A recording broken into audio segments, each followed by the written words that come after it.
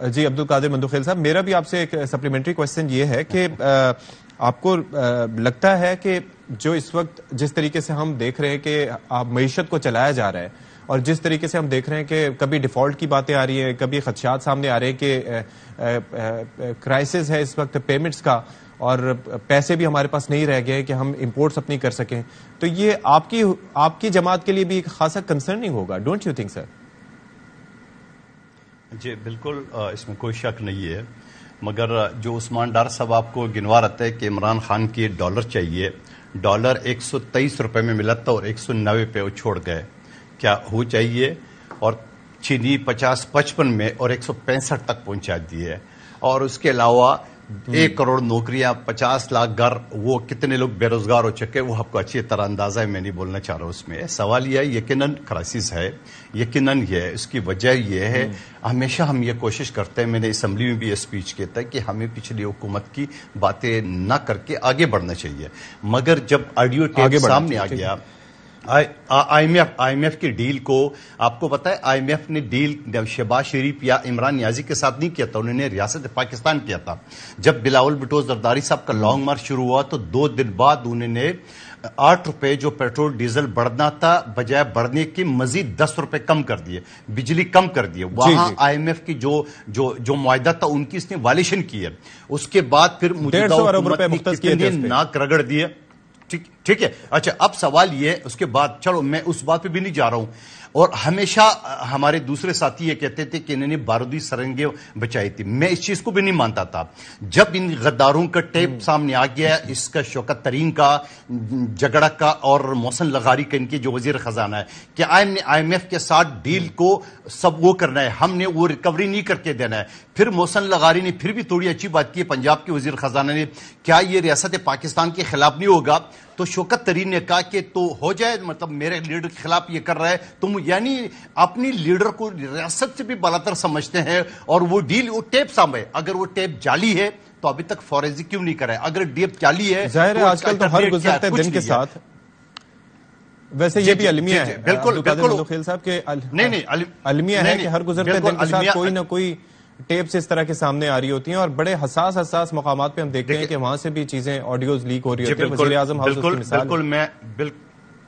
جی بالکل غلط ہے، اس میں یقیناً ہم سمجھتے ہیں، لیکن ٹیپ کا فرق ہے۔ مثال کے طور پہ دہشت گردوں کے، ملک کے غداروں کا ٹیلی فون ٹیپ کرنا جرم تو نہیں ہے، یہ تو اداروں کا کام ہے۔ اس وجہ سے اگر کوئی پاکستان کے خلاف دہشت گردی پھیلا رہا ہو تو اس کو ٹیپ نہیں ہونا چاہیے۔ مثال کے طور پہ اللہ نہ کرے آپ کے گھر اگر ڈاکو گھس جائے اور CCTV میں وہ ریکارڈ ہو جائے تو ڈاکو بولیں گے یہ میری پرائیویسی کے خلاف ہے، بھائی تو ڈاکو ہے، تو لوٹ رہے تھے۔ تو یہ داروں کا کام ہے۔ اور پھر جس طرح پاکستان دشمنی کا ڈیفینیشن کیا ہے اشفاق صاحب،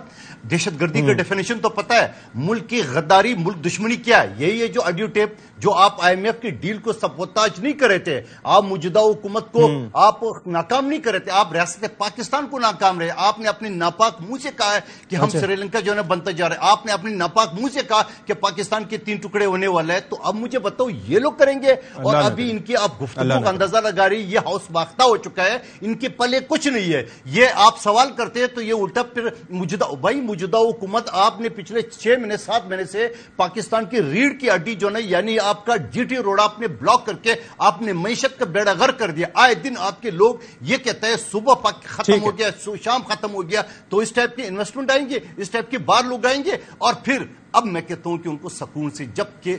جب سے وہ جو ڈنڈا تھا نا، ایک نے دوسرے آرمی چیف کے حوالے کیا، اس کے بعد سے ان کی ہوا نکل گئی، اس کے بعد یہ خاموش آئے نا، کیوں نہیں آتے؟ آ جاؤ پنڈی پہ حملہ کرو، کہاں ہے آپ کا؟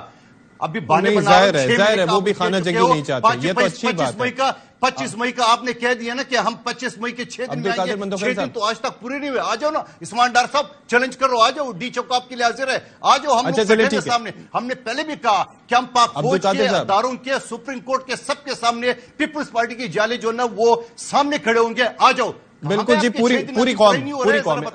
قوم ساتھ کھڑی۔ اچھا جی عثمان صاحب، یہ ڈار صاحب کی ملاقاتیں ہو رہی ہیں، کیا اس سے کوئی آپ کو کچھ پتہ چل رہا ہے کہ کیا اس کا اب تک کوئی نتائج کچھ سامنے آئے ہیں، کوئی پازیٹیو چیزیں نکلی ہیں اس میں سے اب تک؟ دیکھیں میری جہاں تک معلومات ہیں، ملاقاتیں ضرور ہو رہی ہیں، لیکن ابھی تک مائننگ ہیز ملاقات یا جس طرح میں نے آپ کو پہلے بھی کہا ہے کہ یہ جو اس طرح ان کے بیانات آ رہے ہیں یا سنجیدہ قسم کے، بنیادی طور پہ اشفاق دیکھیں آج پاکستان کے تمام سرویز، پاکستان کے طول و عرض میں سے، چاہے وہ سندھ میں سروے ہو رہا ہے، پنجاب میں ہو رہا ہے، بلوچستان میں ہو رہا ہے، خیبر پختونخوا میں ہو رہا ہے، تمام سرویز میں عمران خان 50%، 60% پاپولیرٹی سے آگے ہے۔ یہ پیپلز پارٹی والے تو دوسرے اور تیسرے نمبر پہ بھی نہیں ہیں۔ آج اگر سرویز ان کے حق میں آ جائیں کہ جی نواز شریف پاپولر لیڈر ہے، یا آصف علی زرداری پاپولر لیڈر ہے، یا P M L N popular جماعت ہے، یا پاکستان پیپلز پارٹی پاپولر جماعت ہے، یہ فوراً الیکشن کروا دیں گے۔ یہ الیکشن سے پاکستانیوں باغ اس لیے رہے ہیں کہ ان کو اپنی شکست نظر آ رہی ہے، اس لیے یہ الیکشن سے ایک اور چکر بھی آپ کے مخالفین یہ کہتے ہیں، آپ کے مخالفین یہ کہتے ہیں کہ ہر حلقے پہ اب ظاہر ہے کہ جب اتنے سارے حلقوں پہ انتخابات ہوں گے تو ہر حلقے سے عمران خان تو نہیں کھڑے ہوں گے۔ عمران خان کی شخصی مقبولیت بلا شبہ ایسی ہے کہ وہ ظاہر ہے کہ وہ جیت گئے اتنی ساری نشستیں، لیکن پارٹی کے باقی جو لیڈرز ہیں ان کو بھی اتنی مقبولیت حاصل ہو پائے گی؟ دیکھیں NA 245 میں عمران خان تو نہیں کھڑا تھا، مولوی محمود صاحب نے جو بینڈ بجائی، ان کو گھر میں گھس کے شکست دی۔ اس کے بعد 17 جولائی کو جو پنجاب کے عظیم لوگوں نے نون لیگ کے منہ پہ تماشا مارا اپنے ووٹ کی طاقت سے، کوئی عمران خان تو نہیں کھڑا تھا ہر سیٹ پہ، 2 نون لیگ کی ہی سیٹیں تھی جو ہم نے جیت لی 17 جولائی کو بھی۔ یہ ایسے ہی فیس سیونگ کے لیے سٹیٹمنٹس دیتے ہیں کہ عمران خان کھڑا نہیں ہوگا، اور بھائی آؤ نا میدان میں، با کیوں رہے ہو؟ نہیں کھڑا کرتے عمران خان کو۔ اچھا چلیں قادر صاحب یہ فرمائیے گا کہ آپ کہہ رہے تھے کہ الیکشن تو 1 سال کی ایکسٹینشن کی بھی بات ہو رہی ہے، لیکن رانا ثناء اللہ کی جو سٹیٹمنٹ ہم نے چلائی ہے اس میں تو وہ کہہ رہے ہیں کہ یہ اکتوبر میں ہو یا دسمبر میں اس میں مذاکرات سے ممکن ہو سکتا ہے، تو یہ کیا سوچ کوئی مختلف پائی جاتی ہے نون لیگ اور پیپلز پارٹی میں؟ نہیں، ایسی کوئی بات نہیں ہے۔ یقیناً الیکشن کے اوپر میں ایک جملے میں مجھے عثمان ڈار صاحب کی جواب دینے دو کہ یہ کہتے ہیں ہم نے گھس کے مارا ہے۔ ان کی 9 سیٹیں خالی ہوئی ہے، 9 میں سے کراچی سے عمران نیازی صاحب خود کھڑے تھے، تو ہمارے ایک جعلی حکیم بلوچ نے 10,074 تیر مار کے اس کو کراچی سے بگایا۔ اس کے بعد پنجاب سے، ملتان سے ہمارے نوجوان موسیٰ گیلانی صاحب نے پیر صاحب سمیت عمران نیازی صاحب کو 25,186 تیر مار کے وہاں سے بگایا، ٹھیک ہے۔ اور یہ تو 9 میں سے، جن کی اپنی 9 سیٹیں میں سے 2 ہم نے گھس کے مار کے اس کو چین لیا۔ یہ گھس کا میں اسی کے جواب کو بتا رہا ہوں، ٹھیک ہے، جو یہ الفاظ ادا کرتے ہیں۔ سوال یہ ہے کہ اب 2 گوگا گوگی کا کھیل ابھی باقی ہے، اب توشہ خانہ کی سلسلہ باقی ہے، الیکشن کمیشن کی فائنڈنگ باقی ہے، اور میں یہ کہتا ہوں کہ اس شخص کو آپ نے ابھی تک کیوں چھوڑ کے رکھا تھا؟ اتنی ساری کرپشن کی داستانیں، اور باقی داستانیں تو الگ ہے، لیکن کرپشن کی داستانیں جو نا اس کے خلاف نیب کو، رانا ثناء اللہ کو فوری طور پہ ایکٹیو ہونا چاہیے۔ لیکن میرا خیال یہ ہے کہ شاید وہ یہ کہتا ہے کہ شکار کو دوڑا کے مارنے میں مزہ ہی کچھ اور ہے، یہ ان کو ذرا اور دوڑا دے، 7 مہینے ان کا یہ حال ہو گیا، یہ اگلے الیکشن تک یہ اس قابل ہی نہیں رہیں گے کہ یہ الیکشن پہ کھڑے ہو جائے۔ اور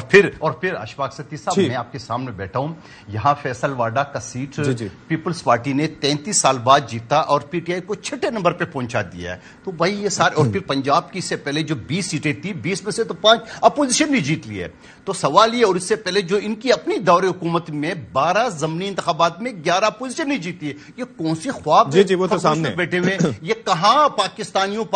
کر کے ڈائلاگ بازی کر رہے ہو بھائی؟ میدان یہ گھوڑا، آپ آ جاؤ۔ اور پھر دوسری بات، اب تو ساری امیدیں اس کی چکی ہے، نہ آرمی چیف یہ لگا سکے اپنی مرضی سے، نہ وہ چیف الیکشن کمشنر کو دوبارہ اٹھا سکتے، وہ تو معاملہ ہو گیا، ٹھیک ہے۔